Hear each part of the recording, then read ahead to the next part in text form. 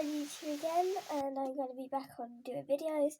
And today I'm reading chapter 1 and 2 of Gangsta Granny by David Walliams and illustrated by Tony Ross. Chapter 1 is called Cabbagey Water. But Granny is so boring, said Ben. It was a cold Friday evening in November. As usual, he was slumped in the back of his mum and dad's car. Once again, he was on his way to stay the night at his dreaded Granny's house. All old people are. Don't talk about your Granny like that, said Dad weakly. His fat stomach pushed up against the steering wheel of the family's little brown car. I hate spending time with her, protested Ben. Her TV doesn't work. All she wants to do is play Scrabble, and she stinks of cabbage. In fairness to the boy, she does stink of cabbage, agreed Mum, as she applied some last-minute lip liner. You're not helping, wife, muttered Dad. At worst, my mother has a very slight odour of boiled vegetables. Can't I come with you, pleaded Ben. I love ballroom dancing, he lied. It's called ballroom dancing, corrected Dad, and if you don't love it, you said, and I quote, I would rather eat my own boogies than watch that rubbish. Now, Ben's mum and dad loved ballroom dancing. Sometimes Ben thought they loved it more than they loved him. The TV show on Saturday evenings that Mum and Dad never missed called Strictly Stars Dancing, where celebrities would be paired with professional ballroom dancers. In fact, if there was a fire in their house and Mum could only save either sparkly gold tapestry, once worn by Flavio, the shiny tanged dancer and heartbreaker from Italy who appeared on every series of the hit TV show, or her only child Ben, thought she would probably go for the shoe. Tonight his mum and dad were going to see Arena to see Strictly Stars dancing live on stage. I don't know why you don't give up on us. Pipe dream of becoming a plumber, Ben, and think about dancing professionally, said Mum, her lip liner scrawling across her cheek as the car bounced over a particularly bumpy speed bump. My Mum had a habit of applying makeup in the car, which meant she often arrived somewhere looking like a clown. Maybe, just maybe, you could end up on Strictly, added Mum excitedly. Because prancing around like that is stupid, said Ben. Mum whimpered a little and reached for a tissue. You're upsetting your mother. Now just be quiet, please, Ben. There's a good boy, replied Dad firmly as he turned up the volume on the stereo. Inevitably, a Strictly CD was playing 50 Golden Greeks from the hit TV show was embellished on the cover. Ben hated the CD, not least because he heard it a million times. In fact, he heard it so many times it was like torture. Ben's mum worked at the local nail salon, Girls Nails, because there weren't many customers. Mum and the other lady who worked there, unsurprisingly called Girl, spent most days doing each other's nails. Buffing, cleaning, trimming, moisturising, coating, sealing, polishing, filling, lacquering, extending, and painting. They were doing things to each other's nails all day long. Unless Flavor Flavel was on daytime TV, that meant Mum would always come home with extremely long, multicoloured plastic extensions on the end of her fingers. Ben's dad, meanwhile, worked as a security guard at the local supermarket. The highlight of his 20-year career was stopping an old man who had concealed 2 tubs of margarine down his trousers. Although Dad was now too fat to run after any robbers, he could certainly block their escape. Dad met Mum when he wrongly accused her of shoplifting a bag of crisps, and within a year they were married. The car swung around the corner into a grey close where Granny's bungalow squatted. It was one of a whole row of sad little homes, mainly inhabited by old people. The car came to a halt, and Ben slowly turned his head towards the bungalow, looking expectantly out of the living room window. Was Granny waiting? She was always waiting by the window for him to arrive. How long has she been there, thought Ben, since last week? Ben was her only grandchild, and as far as he knew, no one else ever came to visit. Granny waved and gave Ben a little smile, which his grumpy face was about to pound at him to rectally return. Right, one of us will pick you up tomorrow morning at around 11, said Dad, keeping the engine running. Can't you make it 10? Ben growled. Ben growled, Dad. He released the child, looked back, and Ben gruntingly pushed the door open and stepped out. Ben didn't need the child lock, of course. He was 11 years old and hardly likely to open the door while a car was driving. He suspected his dad only used it to stop him from driving out of the car when they were on their way to Granny's house.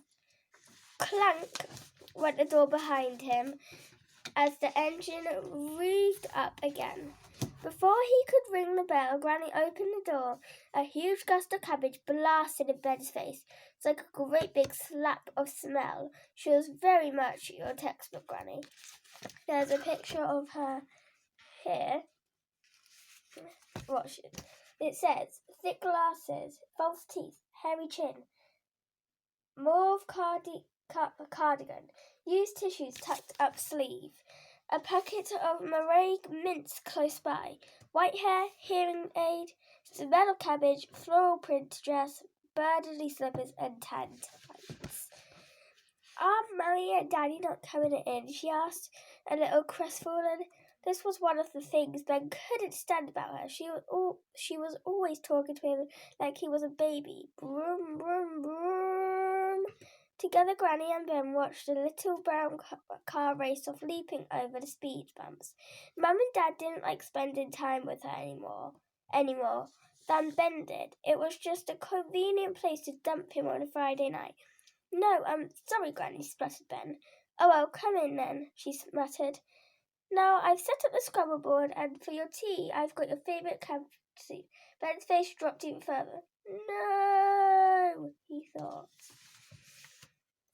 Chapter 2, A Duck Quack, and I'm just going to check how long this is, actually. Sorry.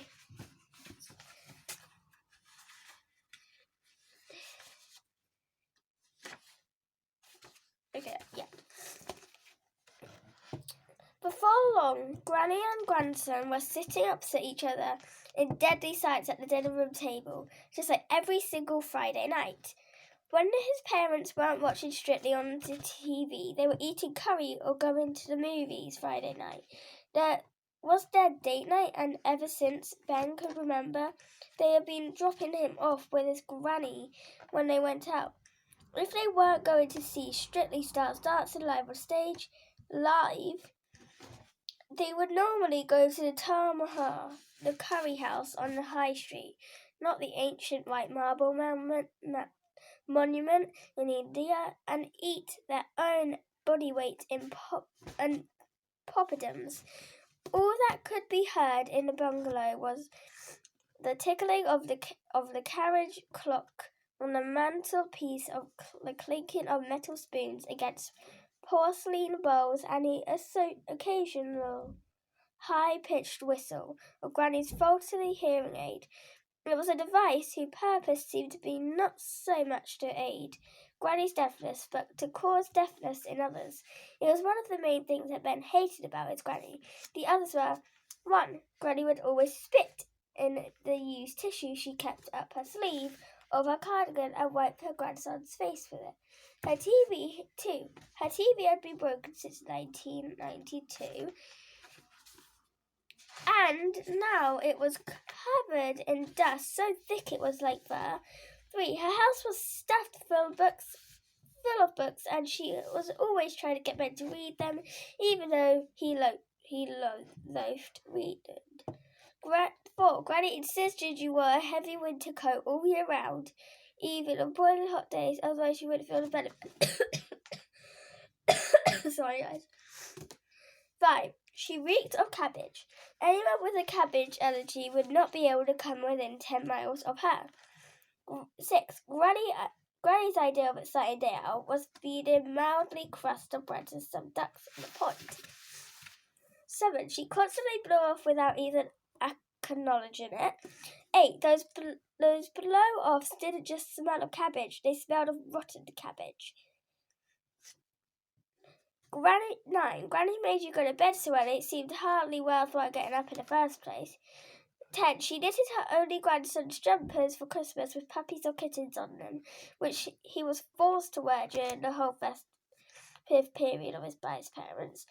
How's your sleep? Inquired the old lady. Ben had been stirring the pale green liquid around the chipped bowl for the last 10 minutes, hoping it would somehow disappear. It wouldn't, and now it was getting cold. Cold bits of cabbage floated around in some cold cabbagey water. It's delicious, thank you, replied Ben. Good, tick-tock, tick-tock. Good, said the old lady again, clink, clink. Good. Granny seemed to find it as hard to speak to Ben as he did to her. Clink, clank, whistle, how's school, she asked. Boring, muttered Ben. Adults always ask kids how they're doing at school. The one subject kids absolutely hate talking about. You don't even want to talk about school when you're at school. Oh, said Granny. Tick-tock, clink, clang, whistle, tick-tock. Well, I must check on the oven, said Granny after the long pause stretched out into an even longer pause. I've got your favourite cabbage perdigo. She rose slowly from her seat and made her way to the kitchen. As she took each step, a little bubble of wind puffing out of her saggy bottom. It sounded like a duck quacking. Either she didn't realise or was extremely good at pretending she didn't realise. Ben watched her go and then crept silently across the room. This wasn't difficult because of the piles of books everywhere. Ben's granny loved books and always seemed to have her nose in one. They were attacked on shelves, lined up on window sills, piled up in corners. Crime novels were her favourite books about gangsters, bank robbers, the mafia, and the like. Ben wasn't sure what the difference between a gangster and a gangster was, but a gangster seemed much worse. Although Ben hated reading, he loved looking at all the covers of Granny's books. They had fast cars and guns and glamorous lingerie painted on them. And Ben found it hard to believe this boring old Granny of his liked to read stories that looked so thrilling. Why is she obsessed with the gangsters? Thought Ben. Gangsters don't live in bungalows. Gangsters don't play Scrabble. Gangsters probably don't smell of cabbage. Ben was a very slow reader, and the teachers at school made him feel stupid because he couldn't keep up. The headmistress had even put him down a year in the hope that he would catch up on his reading. As a result, all his friends were in a different class, and he felt nearly as lonely at school as he did at home with his parents who only cared about ballroom dancing. Eventually, after a hairy moment where he nearly knocked over a stack of real-life crime books, Ben made it to the plant in a corner. He quickly tipped the remainder of his soup into it. The plant looked as if it was already dying, and if it wasn't dead yet. Granny's cold cabbage soup was sure to kill off. Suddenly Ben heard Granny's bum squeaking again as she made her way into the dining room, so he sped back to the table. He sat there trying to look as innocent as possible with his empty bowl in front of him and a spoon in hand. I finished my soup, thank you, Granny. It was yummy. That's good, said the old lady as she trundled back to the table carrying a saucepan on a tray. I've got plenty more here for you, boy, smiling. She served up another bowl. Ben gulped in terror. And that is the end of chapter 2. I will be reading chapter 3 at some point. I'm just not sure when. So I hope you guys enjoyed this video today.